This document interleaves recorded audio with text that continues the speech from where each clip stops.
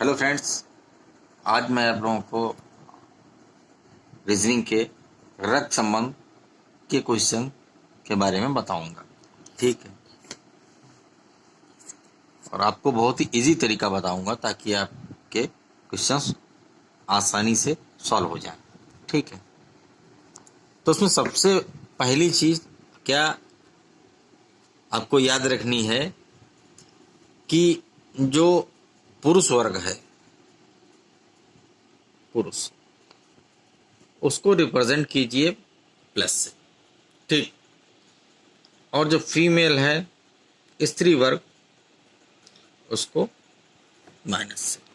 ठीक, ये तो हो गया।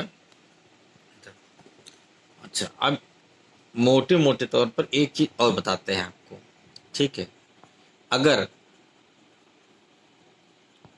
संबंध जो हैं वो बढ़ते हुए पद के क्रम में हो, ठीक, जैसे पिता है तो उसको ऊपर की तरफ, पिता हैं, माता हैं तो उनको इस तरीके से।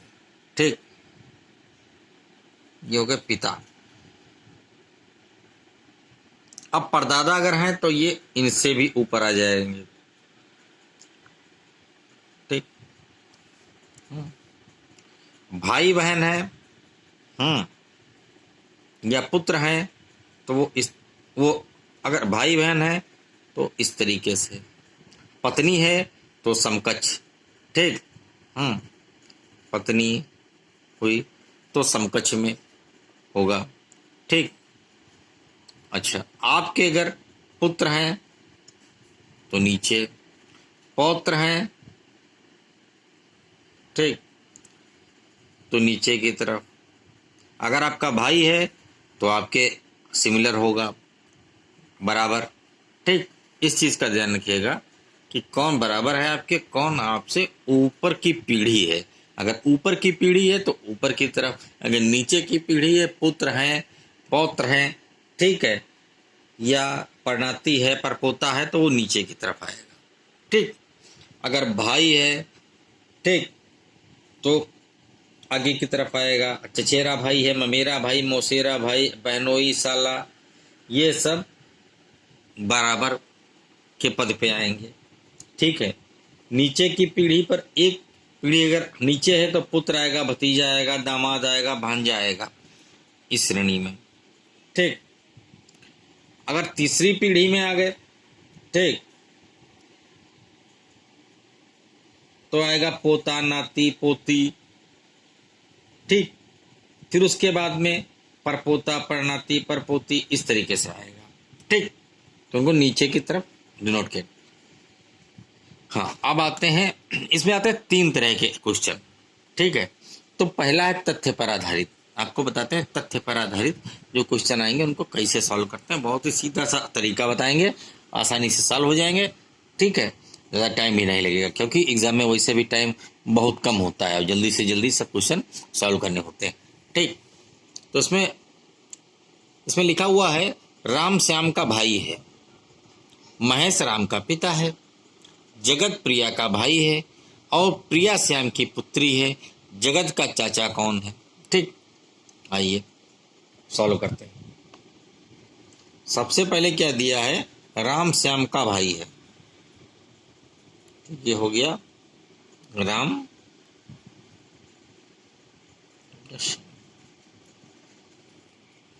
राम जैसे, हाँ, राम श्याम का भाई है, राम श्याम का भाई है। ठीक, महेश राम का पिता है। जब यहां शो कर रहा है राम का पिता है यानी पीढ़ी ऊपर जा रही है, तो ये क्या हुआ, ये है महेश, महेश राम का पिता है। ठीक, अब आगे क्या दिया है, जगत प्रिया का भाई है और प्रिया श्याम की पुत्री है। तो ये हुआ श्याम की पुत्री कौन है, प्रिया श्याम की पुत्री है। जगत प्रिया का भाई है,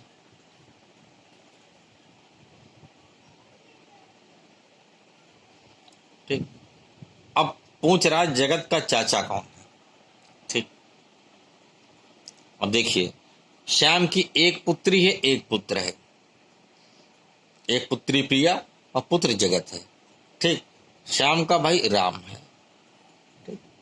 तो सीधी सी बात है, जगत का जो चाचा है वो राम है। ठीक। आ गया आंसर। यहां पर क्या आंसर आएगा? राम। ठीक। अब दूसरे तरीके का क्वेश्चन बताते हैं आपको। दूसरे तरह का क्वेश्चन है कथन या वार्तालाप पर आधारित। हाँ, तो कथन या वार्तालाप पर आधारित, इसमें क्या क्वेश्चन? एक फोटो की ओर संकेत करते हुए विनोद ने कहा, यह मेरी पत्नी की माता की एकमात्र पुत्री की पुत्री है। विनोद का फोटो वाली लड़की से क्या संबंध है? ठीक। अब क्या हो गया? ये है विनोद। अब देखिए, एक फोटो की ओर संकेत करते हुए विनोद ने कहा, इस तरह का जो क्वेश्चन आए तो यहां से स्टार्ट कीजिए। विनोद ने कहा। ठीक। विनोद ने कहा, यह मेरी पत्नी की माता की एकमात्र पुत्री की पुत्री है। तो ये विनोद हो गया और ये इसकी पत्नी हो गई इनके समकक्ष। ठीक। यह मेरी पत्नी की माता, पत्नी की माता यानी एक पद ऊपर हो गया। ठीक। ये हो गया, यह माता की एकमात्र पुत्री की पत्नी की माता की एकमात्र पुत्री का मतलब पत्नी। ठीक। की पुत्री है यानी पत्नी, पुत्री, ये पुत्री हो गई। ठीक। अब देखिए, विनोद की पत्नी ये है, इनकी एक पुत्री। ठीक।